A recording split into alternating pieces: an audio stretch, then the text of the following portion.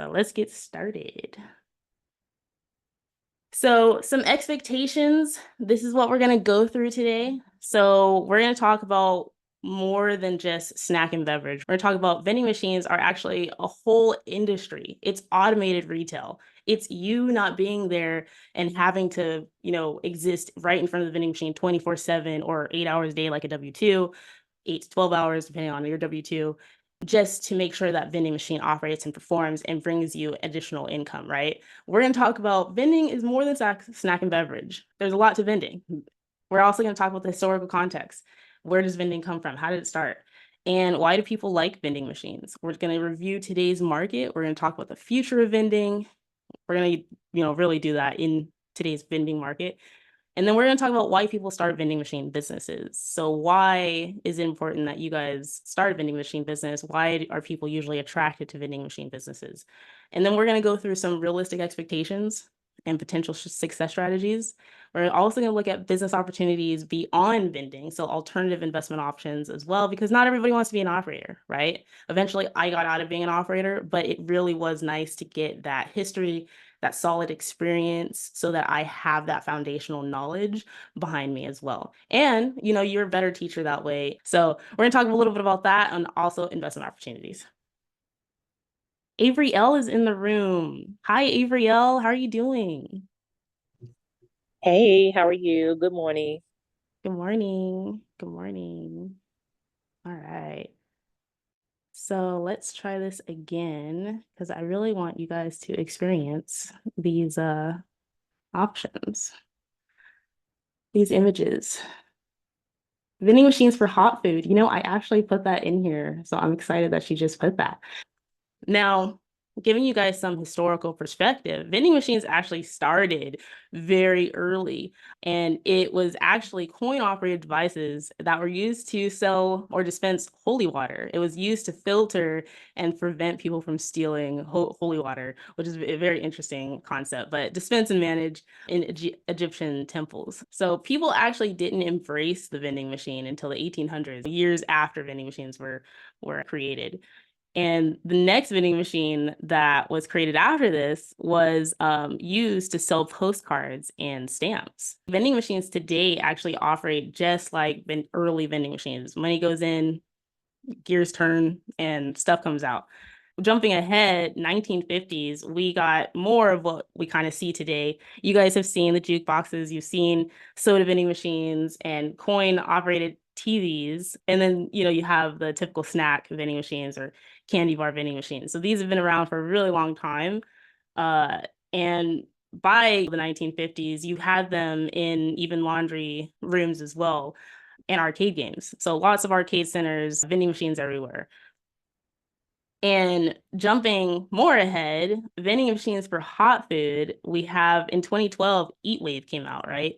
And this was really big for the vending industry because then now you have cold and room temperature and hot food having the ability to be served in the same vending machine. That was huge for the industry because now when I have a vending machine somewhere, it's not just snacks and beverages now, as far as typical like drinks and chips and, just soda. Now I have the ability to have an entire meal in a vending machine. Like that's huge, right? Because it takes it to another level. It increases your profit potential and it makes it super more convenient for consumers. And it changes the perspective of vending machines as well. Like, oh, wow, if I can buy this and if I can sell this in a vending machine, what else can I do?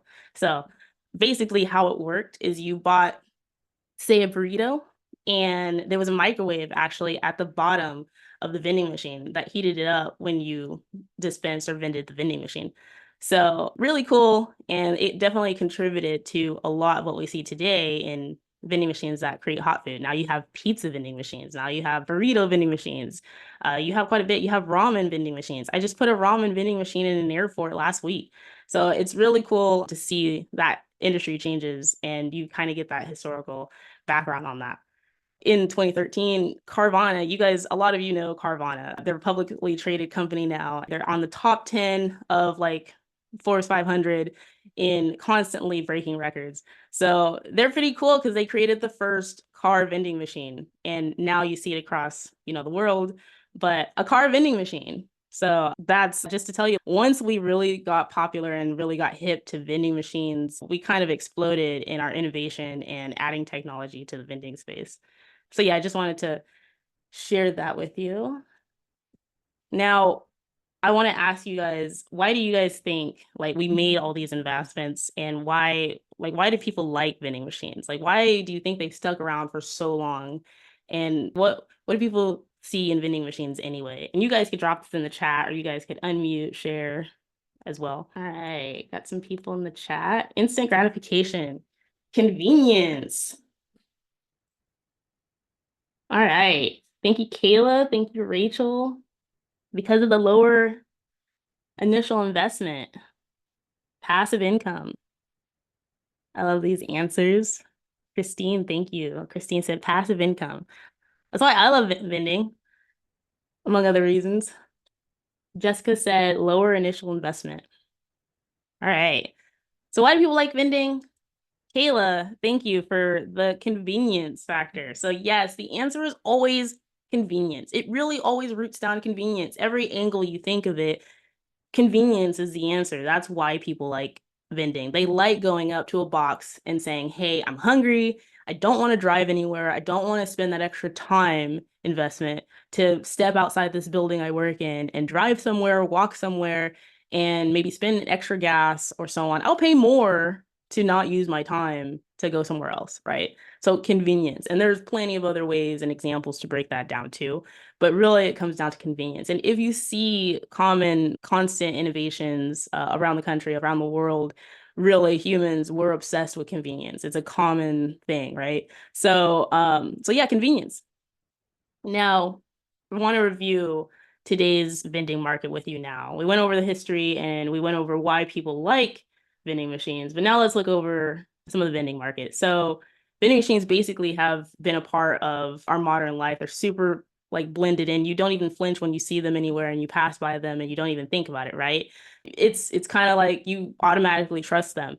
So it's a $30 billion industry per year and then nearly 14,000 companies. It's actually like 13,500 and something, but rounded up to 14,000 companies.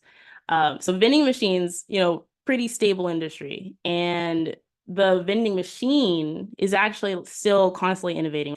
We are making vending machines smarter now. There's constant technological advances. You now have cashless option systems. You have touchless interfaces. You can go on your phone and go on Apple Pay, Google Pay, Samsung Pay, and you have a lot of data analytics now. I can go on my vending machine and I can see all the way down to a minute of when somebody purchased a vending machine. And now you have subscription-based service in vending machines where I can actually see, hey, Kayla, you bought a burrito yesterday, and because you've been buying a burrito like every day, maybe not necessarily just a burrito, Kayla, but you've been buying from my vending machine every day. Now I can offer you discounts for being a loyal customer in my vending machine market. So that's pretty cool. Vending machines are getting smarter and we're constantly innovating them. We're dispensing cupcake vending machines now too, flour vending machines. I mean, it's getting crazy now. And now you have smart fridges as well that even tell you when that fresh item is expiring. So all that, the power, we're embracing data. And the more data you can provide, the more expensive, of course, the service, the vending machine, but the more valuable it is for the consumer and the more valuable it is for you as the entrepreneur, for you as the investor as well. So very cool. Vending machines are getting smarter and they're making it easier to invest in and make educated decisions and make educated business decisions, investment decisions. Lots of change in consumer preference, as you can see from everything I said before. We're on the consumer preference side, we're diversifying our products a lot. So we're not just limited to snack and beverage, right? Sometimes I want a cupcake, but I don't want to walk to a cupcake shop. Now you have cupcake vending machines. You have everything from fresh food options. The clientele now, and I mentioned, health and wellness focus after, but now the clientele wants healthier options. I don't want just Cool Ranch Doritos anymore. I want, fruits and vegetables and maybe, a sandwich or something or salad. And all of that can come out of a vending machine now safely and be just like you got it off the shelf in Costco or so on. So change in consumer preference. They want more from a vending machine now. I want electronics. I want to be able to buy a new iPhone charger or something in an airport. And that's convenient for me during my travel. So you have a lot of that now where you have a lot of electronic vending machines. There's a lot of niche vending machines now too. Kayla said she saw a healthy vending machine at an airport. Yes, people are at airports sitting for hours and they don't want to just eat chips and a hot dog for that whole time, right? They want a healthier option. And you even see, especially California, is super health centric. There's gyms now at airports, and to compensate and support that as well, you now have healthy vending machines right next to the gyms at the airports. Serena said she saw a salad vending machine at an Amtrak station. Look at that, going with the trends. Like, consumer preferences are changing. We want to be more health conscious. We want to know what's in our, going in our body and, have more options. So options, and that's actually a, part of convenience. Having options is a part of convenience. It's convenient for me to choose A, B, or C, not just A. That's very inconvenient. So health and, wellness awareness, lots of fresh food items. Sustainability is also a concern and also an industry movement now. Now, naturally, the vending machine business and industry, I would say, is actually very like sustainable by nature. Why? Because you'll see that vending machines are often refurbished. We don't usually throw vending machines away. You usually see vending machines all the way back from the 80s, and you're like, wow, that thing is still working. Yes, because the components in there are very easy to fix, and we can walk through that too. But vending machines, very sustainable. They break. Okay, I replace a part, and that vending machine is still running. So very sustainable. We keep them around forever. People are attached to their vending machines, and they'll keep them running. I saw a customer basically had that same vending machine for more than 20 years. So something to think about. And in addition to the vending machine itself being sustainable, now people are more conscious with like, hey, what does all these products, what are they wrapped in, right? I want bamboo wrappers. I want non-plastic, options. I want to minimize my environmental impact, and I want to meet consumer preferences on that sustainability impact, because that also gets me credibility as a vending machine operator, and that gets me more locations as a vending machine operator, because I can support and represent my location's needs by also appearing sustainable to their consumers, because their consumers are my consumers as a vending machine operator in that location, right? So something to think about. That's, consumer preferences and being conscious of your business partners that you're supporting, that you have a relationship with in that location. Contactless solutions. So you guys remember COVID-19? It wasn't that far ago. It was definitely a hard time. And the pandemic basically accelerated the adoption of contactless payments, right? The vending machine industry was already moving and speculating on, hey, what does a contactless solution look like? And some people did shift actually to touch screens or contactless options, but they fully didn't embrace it until COVID, when they had to, when the market really wanted that, right? So COVID-19 really pushed contactless solutions. Now we have touchless interfaces, we have mobile payment options, lots of that. We have QR codes that you can scan and pay for products in a vending machine. And all of this reduces, illnesses from transferring from one person to another, right? So you have that. You have customization, and, you can personalize your vending machines now. That wasn't a thing before. Usually institutional like manufacturers and the distributors, those were who were in control of customizing a vending machine. Now everybody can do it. You can customize a vending machine and work with the manufacturer. They actually care about what you think. Before, they just told you, here, this is how we build our vending machines, deal with it. But now you have a lot more power as a consumer to customize your vending machines and tailor them to products and services that you provide and you need that engage your clientele. That's pretty cool too. And lots of data. I talked about, vending machines are super analytical now, and the person who holds the data has a lot more power, a lot more value. So vending machine operators are now leveraging data to gain insights on their consumer behavior and preferences and how the machine is performing. So something really cool. Now I don't have to guess, because before, all the way to the mid to 2000s, you actually did a little bit of guesswork to see like, hey, what do people like? Okay, I might ask location. All right, what do you think your employees like? What do you think your customers like? Okay, I'll try that. And I'll see traditionally lots of consumers like this, but it's a lot of guesswork.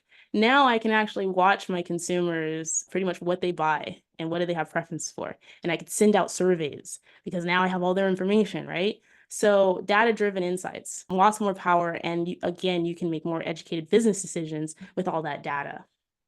And then expansions to new markets. Again, so you now vending machines for a while were really only into high dense locations. And now they're pretty much in everything. Still high dense locations, but it's broadened now. Before you just had train stations, you just had airports, and you just had some schools. Now you have gyms, you have co-working spaces. You have a lot of vending machine markets just sitting outside in shopping centers now.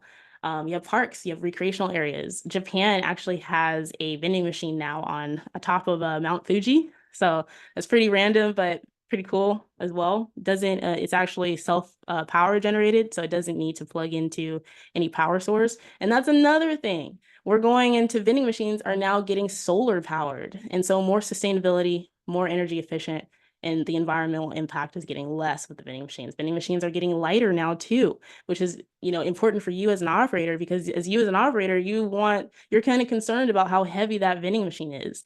All the way to early vending machines to mid 2000s, vending machines were like slightly just under 1,000 pounds, with some of them still over that.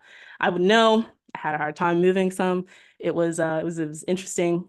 Definitely dropped some. You'll learn from my mistakes. But now vending machines are getting lighter. I have just moved a vending machine that was 150 pounds. That was the best move ever. I fully appreciated it because I went through that time of like, oh, these 800 to 1,000 pound vending machines are a lot to move. So vending machines are getting lighter, which again goes back to convenience for you as an operator. All right. So I know that was a lot. Let's see. Does anybody have any comments? No comments. Welcome, Lauren. Thanks for joining. All right. So, why does this matter? Why am I talking to you about all this? Like, why did I just spend all this time talking about history and today's market on vending and all this past stuff? Like, I just want to learn about vending and go, right?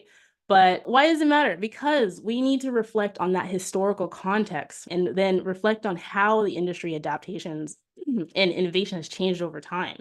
And based on that, we can see kind of the relevance with how vending machines have endured past retail concepts, how they've innovated over time, how we've seen tech advances, we've seen consumer needs change with vending machines. We've seen, change that around actually. Vending machines change with consumer needs, right? And we can see some legacy of success. Vending machines are over 2,000 years old. That's pretty cool. But what does that tell me? It tells me vending machines are a stable marketplace. It tells me they're a stable business industry. So getting in them, it has a proven track record. Basically, just learn from other people's mistakes, which goes to my next thing is lessons from the past. We have plenty of lessons from past successes, but also past challenges that we can reflect on and make better business decisions and better business plans and goals that are actually sustainable, when we start our own vending machine option, when we enter the vending machine industry. So that's why it matters. What do you guys think about that? Any questions on that? I just want to comment and say I appreciate the history. I looked into the vending machine business and I felt uncomfortable because I didn't know where the market was going and I wasn't sure if I was being sold a pipe dream. So I appreciate you going over the innovations. I really appreciate that you say that. Awesome. I'm excited. I love that. Thank you so much. Awesome. My question was mostly about the what you mentioned about the logistics of it and moving the machines and how heavy they can be. Can you talk more about what your process is, or can you get a moving company to do that for you so that you're not exerting all that energy? What are some tips around that? Absolutely. So we're going to actually go into that. And I love that question. Thanks so much. We're going to go into that. And I thank you for asking that question. Perfect. So I saw your question, Miss Smith. So we're gonna go ahead because you guys are getting into the other stuff, and I'm gonna touch on all that too. These are great questions, by the way. I love it. So we went into why it matters, and now let's talk about why people get into vending. So as people that start vending machine businesses, as somebody who wants to start a vending machine business, why do you guys think people start them? What do you think the reasons are? What do you think attracts them so much? And this is different than the question earlier of why do consumers like vending machines? Now we're talking about why do people like vending machines as a business opportunity?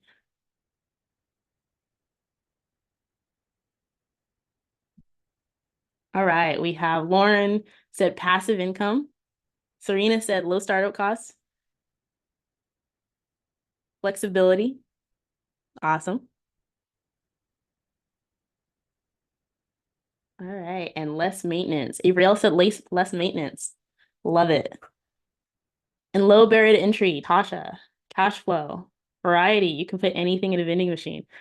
Lauren, I think you went to my last class. I don't know.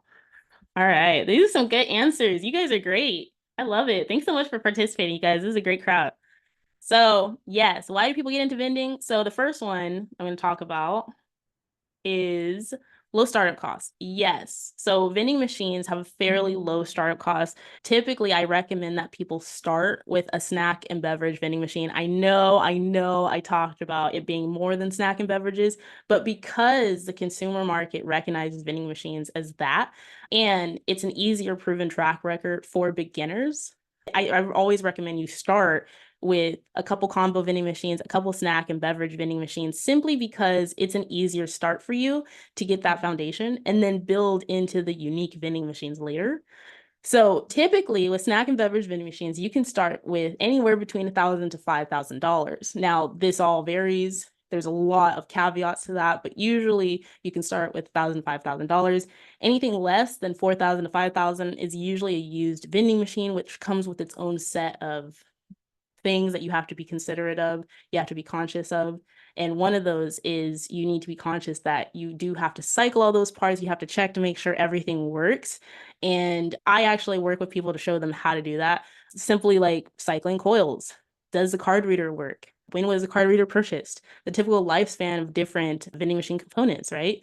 Bill validators, coin mechs. That's actually all that makes up a vending machine, just so you know, and motors. That's all that goes into a vending machine. It's super cool because if something goes out of a vending machine, all you need to do is take that component out and add, replace that. So super easy. But usually vending machines used 4,000 to 5,000 less, that's usually used. And then inventory cost to fill a vending machine from empty, usually $200 to $300. And this varies, depends on the size of your vending machine, the products that you choose, the location, and then the area you're in, because your taxes are going to vary. But typically low startup costs. Now, I do want to talk about some other considerations as well. So some startup considerations is if you are moving your own vending machine, and even if you're not planning on moving your vending machine yourself to a location, say you hire a moving company, which is great, but it is, that's going to add an additional cost to you as well. Typically, moving companies will charge you anywhere from 600 to a little over 1,000 to move those vending machines, and you can negotiate that as well. But it comes down to insurance and it comes down to their extra labor costs. So that additional cost, I'd always recommend if you plan to move them yourself, please come prepared with your own equipment. And some of that equipment that I recommend you bring so that you're safe and your vending machine is safe, your heavy and expensive equipment that you just purchased and spent a good investment on is safe. You're going to use a pallet jack so that you don't hurt your back and you're not you don't have to do too much to move and wiggle that vending machine everywhere. You don't have to lift anything. You are just having that pallet jack lift everything for you. And that's great. So I always recommend this is great for vending machines that have legs. By the way, that's where the vending machine market is moving to. More vending machines have legs because that's more convenient for the operator, right? For vending machines to have legs, it's easier for us to move them with pallet jacks. If not, if it doesn't have legs, then you have to put it on a pallet and then you have to move it with a pallet jack. And that comes with its own set of, challenges as well. Then you have to get straps. Now, I put some straps here and I highlighted or I circled the S-hook strap. I always recommend that one. You can use whichever you prefer, whichever your truck supports, whichever your preference is. But I recommend and I prefer the S-hook because it usually is more compatible with more truck options, especially the trucks that I use. And it's a little more stable to me. There's less movement. And always, to me, a ratchet strap is great because if you need to apply more tension, you can. Less tension, you can. So you have options here. Again, more convenient options because that's what it all comes down to, right? And then gloves, because you don't want to hurt your hands. And, that's really where we start. And then moving blankets, of course, as well. And you could get those anywhere, Home Depot, Lowe's, Uline. Uline's a great option because you can actually start a 30-net business account there. So it's just something to think about as well. But and then knee pads as well. And if you want to be extra prepared, come with some tools as well, because you never know. You never know. So a component might fall off and you need to screw something back. Your vending machine might fall. Your move might not go great the first time, and your vending machine falls and you need some traction to pick it up. And honestly, 3 people might not be enough depending on how big that vending machine is. So you might need some more traction. So something to think about, additional costs. Now, one thing I want to emphasize, I really, really want to emphasize this, is please use a truck with a lift gate. I learned this the hard way. I tried really hard my first time because I researched for 6 months before I got into vending, because I really like to make sure that I'm solid, right, before I invest in something. And I tried really hard to research, like, hey, okay, do you have liftgate? Do you have liftgate? No, okay. And I would moved on and was trying to figure out what local moving companies or what local like truck rental companies rent trucks with liftgates. And what I found is that even the ones that say they do, they don't. So just make sure you know what they look like. But one of them is gosh, it escapes me actually. What's that common like truck company? It starts with H, I think. Anyway, I rented a truck from this company. U-Haul. Thank you. Yeah, there we go. Thank you. I appreciate that. So U-Haul is a common company, right? Everybody's first thought is to go to U-Haul. Like that U-Haul, of course. That's just second nature. I'm gonna use U-Haul. Well, they say they have lift gates and they don't. Nothing against U-Haul, just saying they don't always know, I guess. They actually, what they thought was lift gate is actually a ramp. It's a very painful move. And we almost dropped the vending machine. It was so heavy. I don't even know how I kept it up. I think it's more just the will of not dropping my investment that I bought with very little money. And so lift gates, that was unnecessarily hard because bringing it down the ramp was probably more scary than bringing it up the ramp. That was nearly, impossible. So use a lift gate because it's going to make your life so much easier. And a rail lift gate, even more so, is going to make your life easier because it's just going to move the entire thing. It's going to be much easier. Now, it's going to help your move tremendously. All right. So another reason why people get into vending is scalability. Adding another unit in the same or a different location, you just expand it. Boom, that's all you need to do. So, but I will say, don't just add vending machines to locations for the sake of adding vending machines to locations.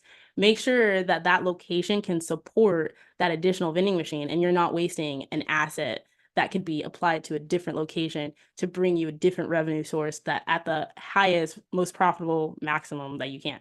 So, but adding another vending machine, boom, your business just expanded. It's that easy. Now, another one, vending machines, I know I saw someone put in the chat, are super simple to operate. Your only duty after you place the vending machine is to maintain and restock that vending machine. And of course, collect the money because that's why we're here, right? And in addition to that, of course, what we don't talk about enough is you do need to maintain that vending machine. You need to clean that vending machine because you have a relationship with that location. That's your business partner, right?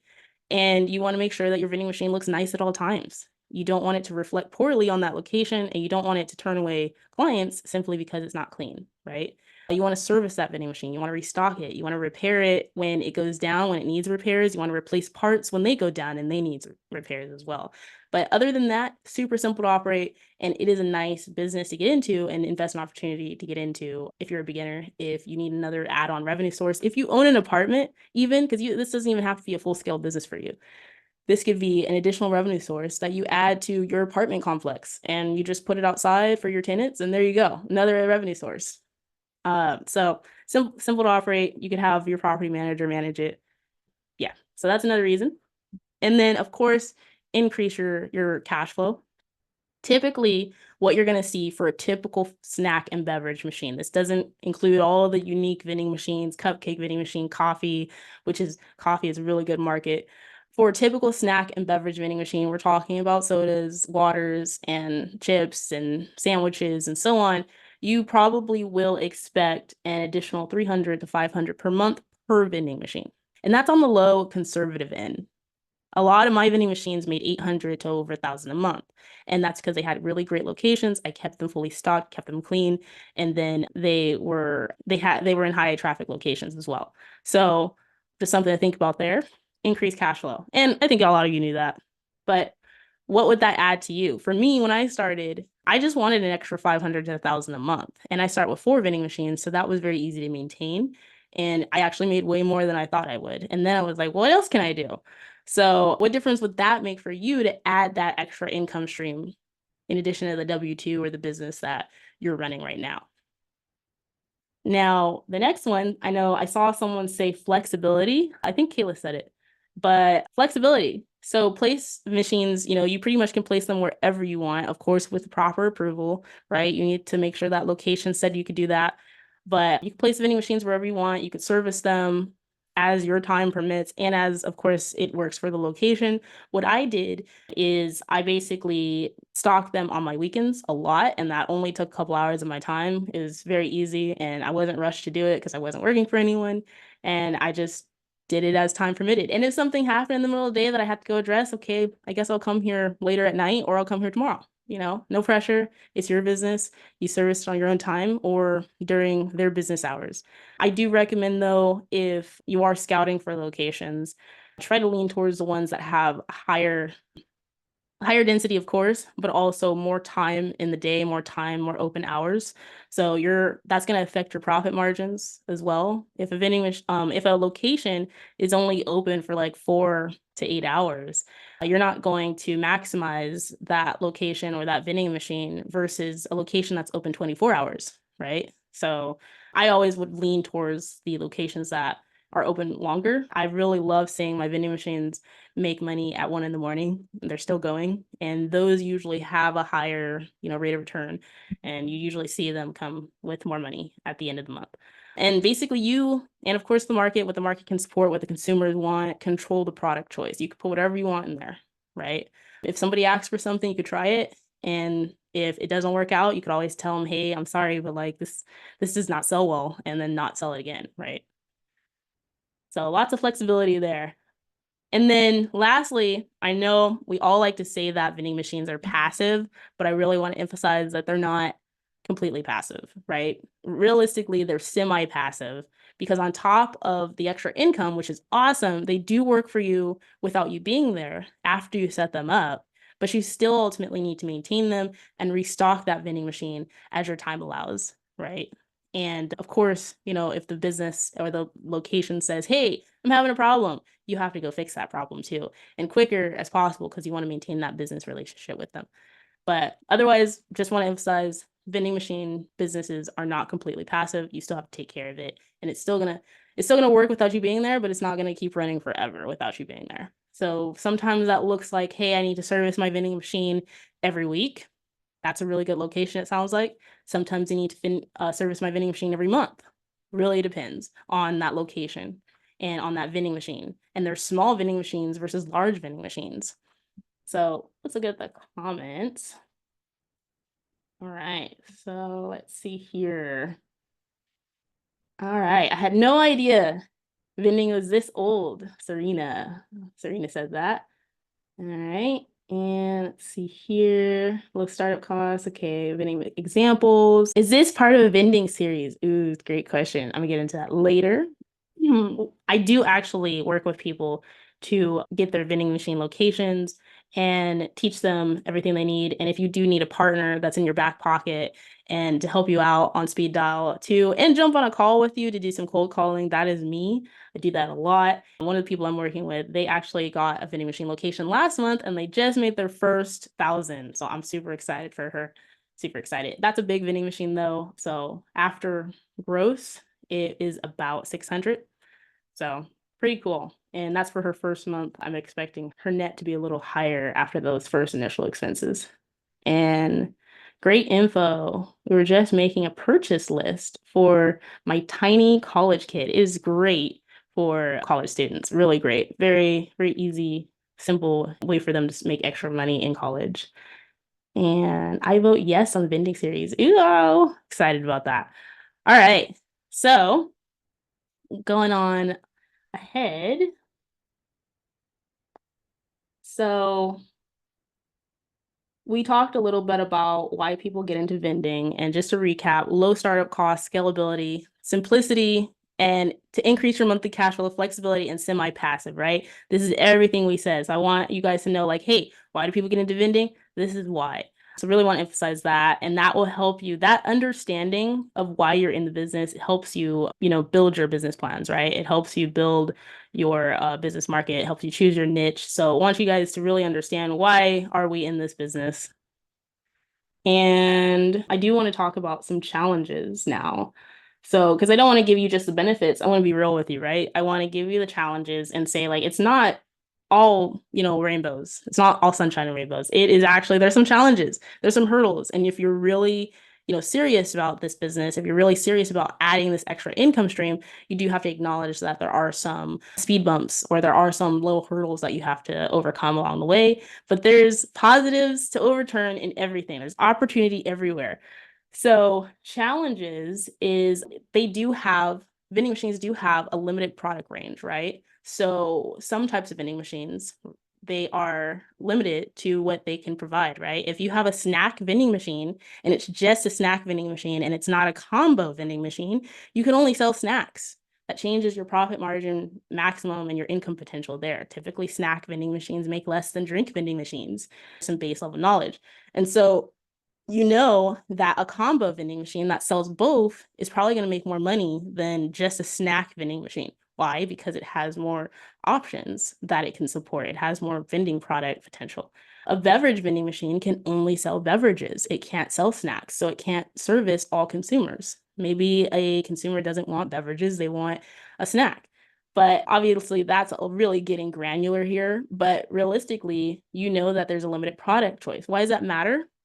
Because as you're talking and reaching out to locations, you're listening to what they need and what services would help them with what they're looking for, what services they're trying to offer to their clients, because their clients are your clients.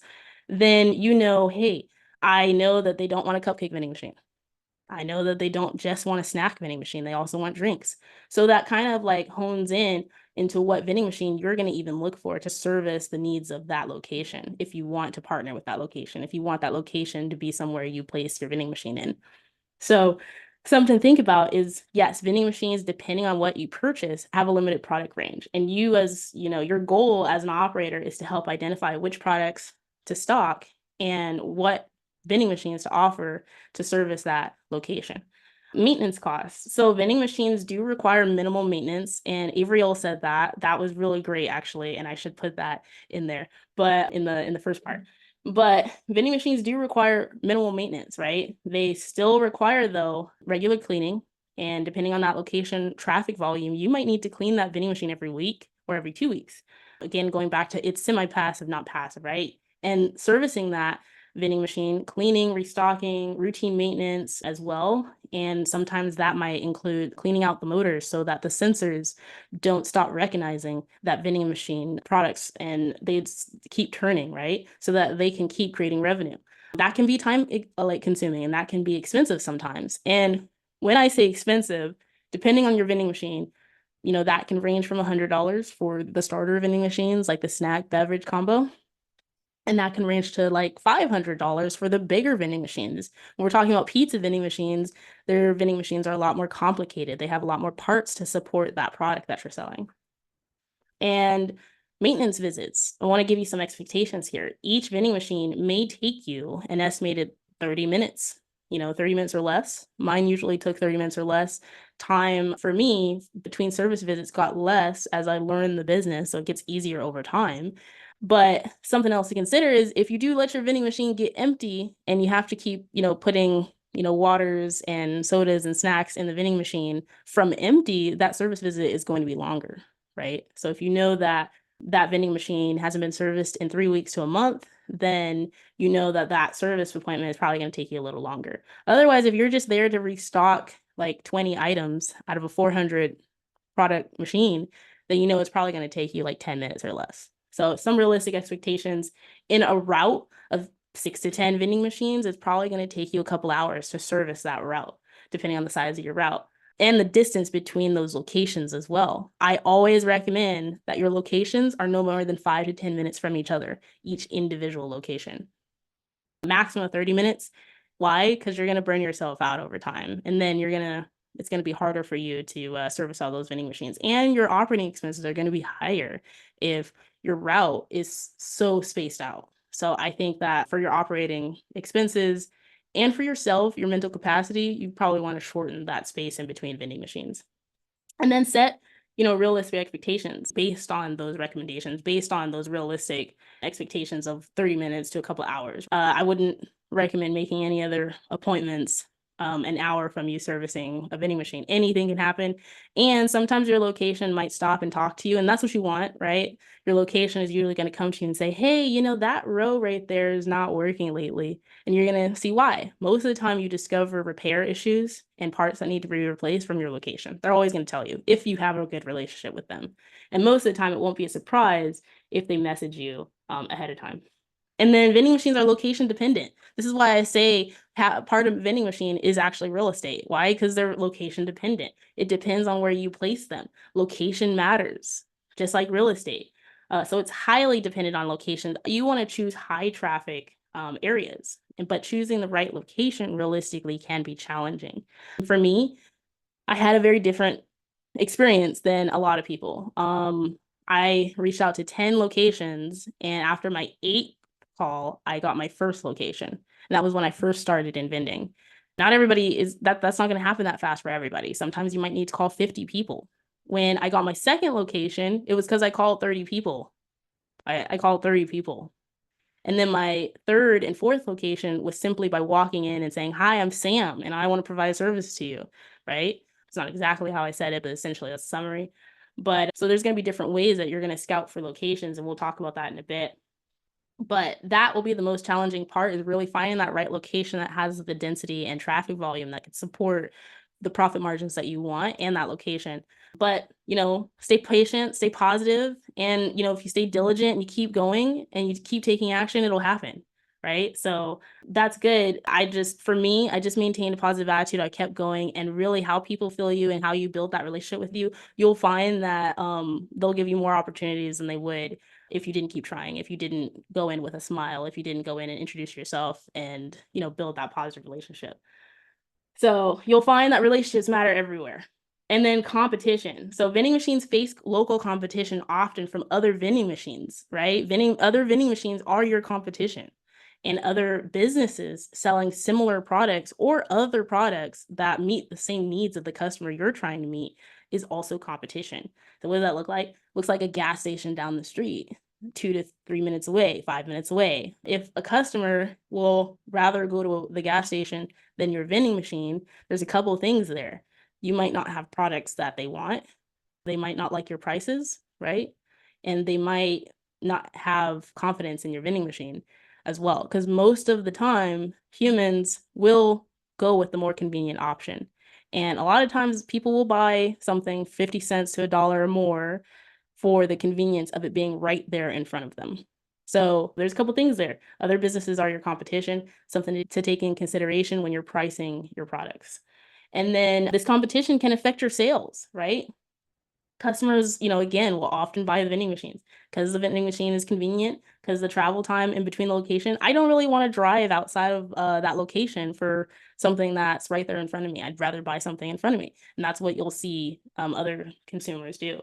Now, another thing is security concerns. So we don't talk about this enough either in the vending space. We really don't. You don't hear this a lot from people. And I don't understand it.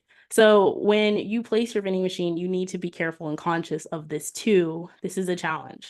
You need to be conscious that vending machines can be a target, and historically, especially through early vending history, all the way to 90s more so, vending machines have been always a target for theft and vandalism. Why? Because historically, they've been known that they don't have anti-theft services. They don't have anti-theft equipment. So now they do. They do. And now you can put cameras on vending machines. Coolest thing ever. But you have to take security measures to protect your vending machine because that's your business, right? So an easy answer to this is go with a location that has great lighting, is clean, it has security already, it has lots of traffic, it's well lit, go with that, right? And then maintain a good relationship with that location. I did have a vending machine before where somebody stole stuff. It's because they rocked it. And I do have a sign that says no rocking vending machines, you're being watched, yada, yada. And they essentially stole those products and then they kept doing it. Well, I had such a good relationship with that location that they found out in like less than 24 hours. They were like, hey, we saw this and we saw someone rocked it and we saw their hands and we watched the cameras and we got rid of that employee. I didn't expect them to go that far, but they were like, we just want to know we really respect you and we don't, we're so sorry this happened and we'll pay you back for the lost products. So that's amazing. And a little farther than I would have went, right? Just because how I am. But yeah, they were serious about maintaining that good relationship. They were serious about making sure that I wasn't insulted by that incident, and they wanted to make sure I was good. And they wanted to make sure I wasn't going to leave their location either. So yeah, just something to think about. Security concerns. How are we doing, you guys? All right. Is there any way to be in the without? It's a great question. Tasha says that's awesome. So is there any way to be in the industry without having to be location specific? Right. So there's a lot there. There's a lot to unpack. There's a lot of caveats to that. But you can essentially be a partner with other vending machine operators. There's a lot on that, and I'm going to talk about that later. But honestly, most of the time, you're probably going to be location dependent because of the nature of the business.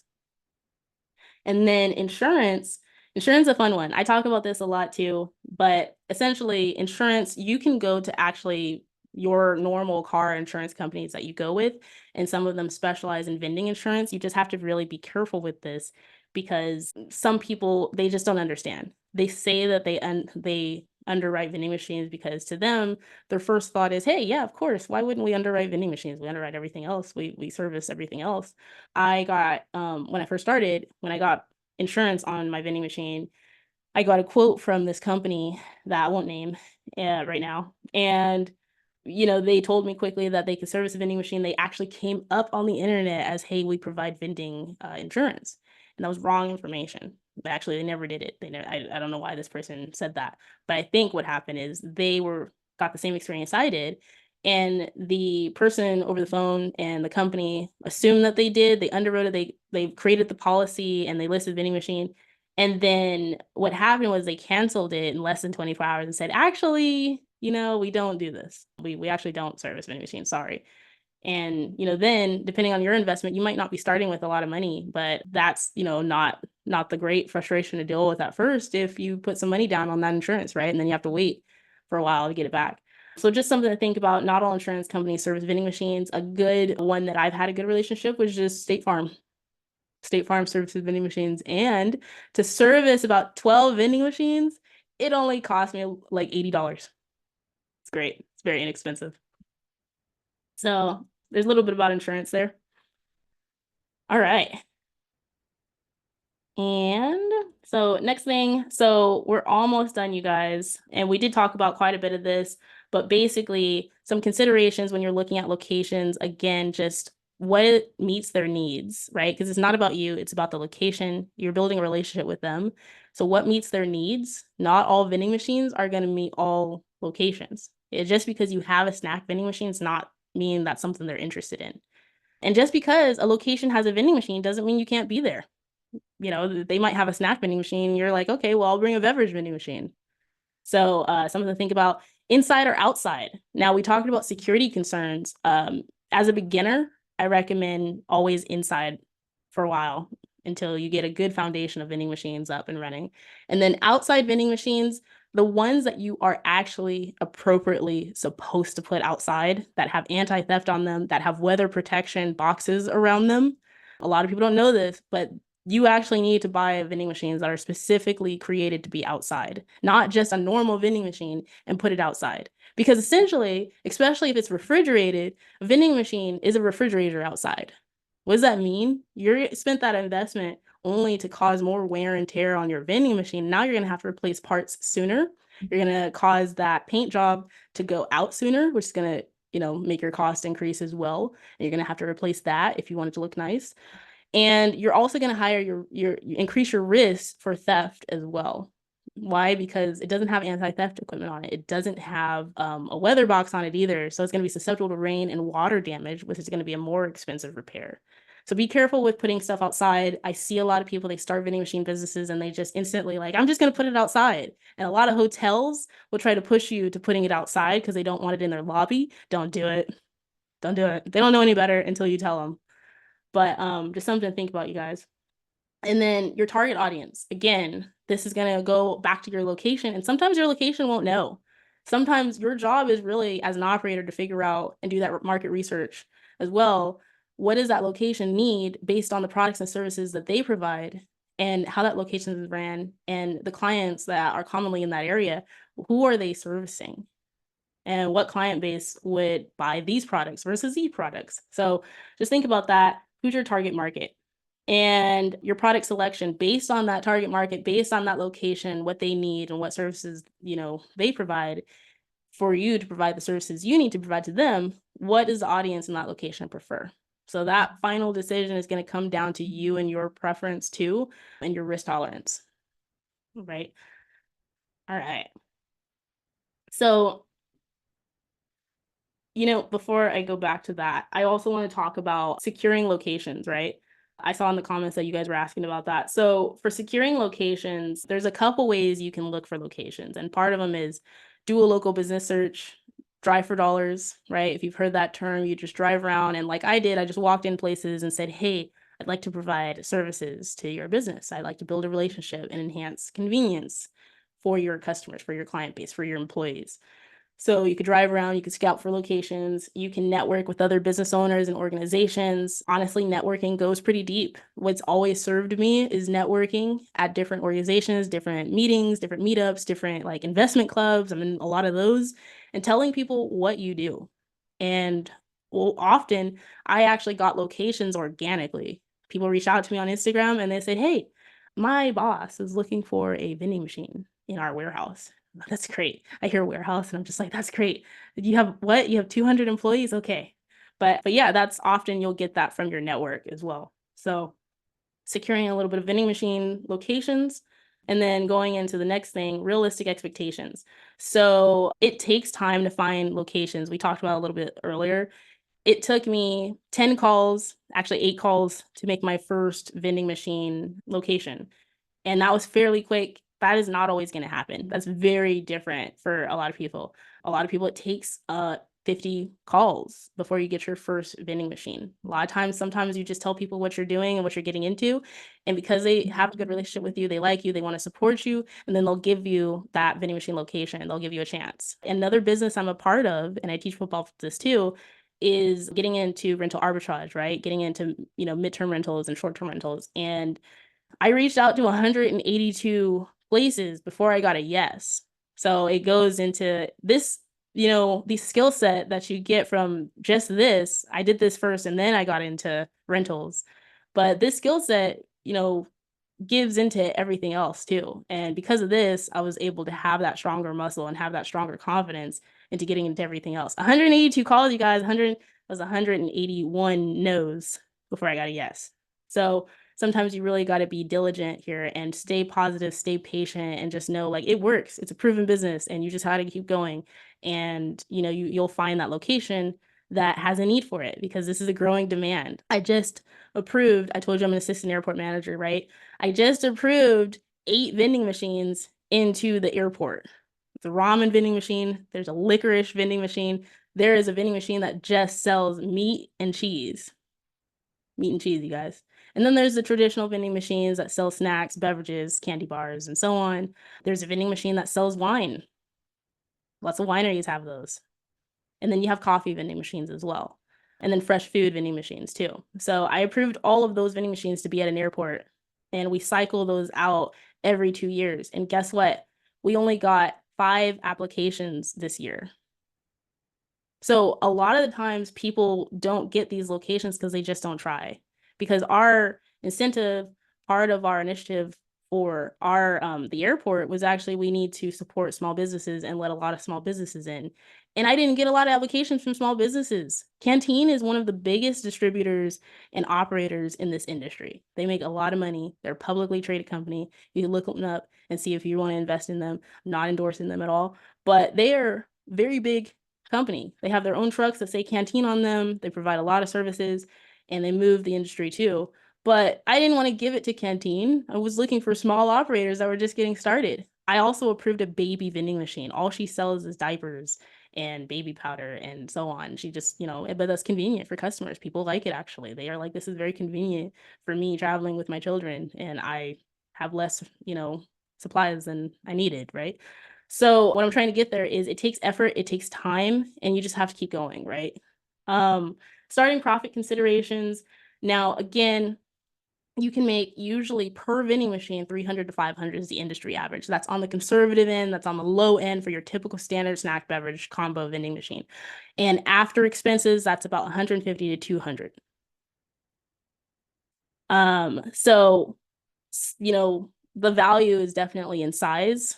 You can make a lot adding more vending machines in. And as you build those small vending machines, you add those bigger vending machines that have that higher profit potential, especially coffee vending machines. I just want to keep saying that coffee vending machines are great. You see a lot of dealerships with coffee vending machines, and what's in the background is they make a lot of money. You see them, and some of them, that's a good part of their revenue, and that keeps that business going, actually, the vending machines. And a lot of those dealerships lease those vending machines, and we're going to talk about that next, but they lease those vending machines. They never even buy them. Why? Because that makes sense for their financing. That makes sense for their business profit margins, and it's a write-off for them. So some of these companies never even buy them. They always lease them. But all right. And then the next one, competition. So realistically, expect that you will have some competition. And we talked about that a lot earlier too, but just take in consideration your competition's pricing when you're setting your prices, right? If you know that water is being sold in the market for $2, sell them for $1.50 to $2. Sell them for $2.50. So know what your market can support based on that competition as well. Use that as leverage. That's a part of your market research to look at your competition. And then time. This is not a passive investment. Just, I want to keep reinforcing this is semi-passive, right? You still have to do some work, to keep your business running. All right. Now, business and investment opportunities. I want to talk about alternative options. Not everybody wants to be an operator. I get it. So I want to emphasize that there are sometimes operator programs, lease options. This is kind of what I was talking about with the dealership, kind of led into this, was some dealerships, car dealerships, right? Some aircraft dealerships, some airports, lots of businesses and lots of theme parks actually rent vending machines. Isn't that cool? So that's another income stream for you. You don't have to be the operator. You can rent the vending machine to the person who wants to be the operator. That's another business for you. That's actually something I do too. So some of these vending machines, now I'll say, be careful. Don't be too ambitious with this as far as, how much money you want to get per month, because you don't want to really hurt that operator either. You want them to be successful because then they can afford to pay you, right? So some of these vending machines I'll rent for the small ones, 100 to 200 a month. And they should be making, for some of these complicated and smart, fresh option. I even give them pricing guides to help them out. And I'm there in their back pocket to make sure they're successful because, I want to make sure that they can afford paying me, right? Some of them should make 800 to 1,500 a month, even for those starter vending machines. That's what I see a lot, and it's really cool. So it's not like damaging, if they're paying you 100 to 200 a month to rent that vending machine, and that's really an ongoing income source for you. And I'll say versus, buying the vending machine, there's different tax benefits of that too. Yes, you can do yearly depreciation on your vending machine, but you're also taxed less if you're getting that rental, just like in a rental in a house, right? You're getting taxed less if you're renting and providing a service in the vending machine market. So just different tax strategies too. And this could be how you balance your portfolio. This could be how you balance your business as well. So leasing. So lease options to operators, providing that operator program. But you can also do an operator program where you build funds and you have everybody actually finance the vending machines that you want to purchase, right? and then you do a profit split with everybody as well. Because everybody's a silent partner, and then you are actually the operator, or the vice versa. Everybody's a silent partner and assisting with funding those vending machines, and then you rent all those vending machines out and you do the profit split with those other silent partners, right? And then advertising. So advertising vending machines is really cool too. This is another income stream to stabilize your revenue and add an additional income source. So if I have a vending machine, I could actually rent the sides of my vending machine out for that extra money. Now, again, this is just an add-on, sometimes small, sometimes large. Typically, I'll see an extra $50, $100, and sometimes maybe even $500. And that's adding on to my business income from my vending machine business. And it's also stabilizing it.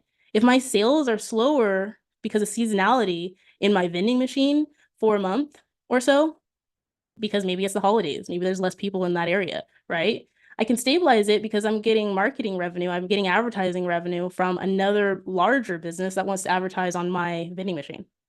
So something we don't talk about a lot either. And then investor programs, right? You can join index funds, you can join other businesses. I know some people, you guys have seen VinHub, that's only available to accredited investors right now. But you can join other businesses that are also building their own funds as well, and also privately or publicly traded. And you can just be an investor with them and just add that to your stock portfolio, add that to your mutual fund portfolio. All right, let's look at some questions. Okay, all right. So let's see. With insurance, I was concerned with someone saying a product made them sick, or someone rocked the machine and claimed they were hurt. So there's a couple things there.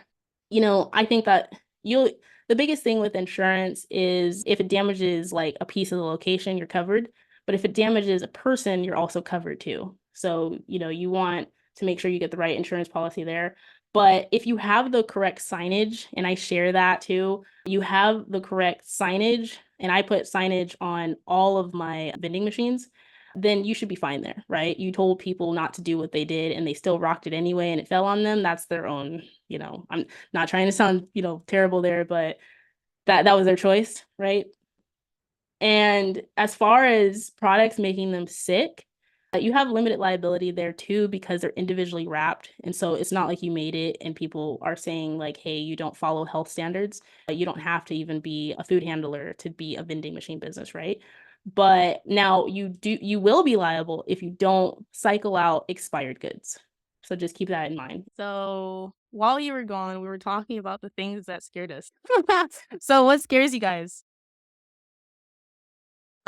Moving the stuff. I think someone else said the security of the location scared them. Just it feeling a little bit location. Well, so let me tell you, when I got into vending, I was nervous about that too. It held me back from doing a lot. And, I really just dove in and just took a chance on it. And for me, I've only had issues with 3 locations. And I've been in this for now almost 5 years. And I've only had a few incidents, less than 10, right?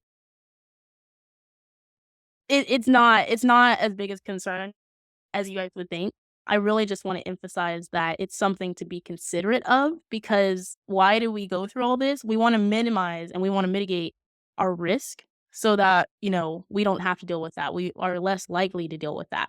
I minimize my risk because I acknowledge that that exists. And so I only choose locations that are well lit, that are, they have good traffic volume. They have a lot of employees that look out for me and I look out for them, right? They have security guards. They have cameras.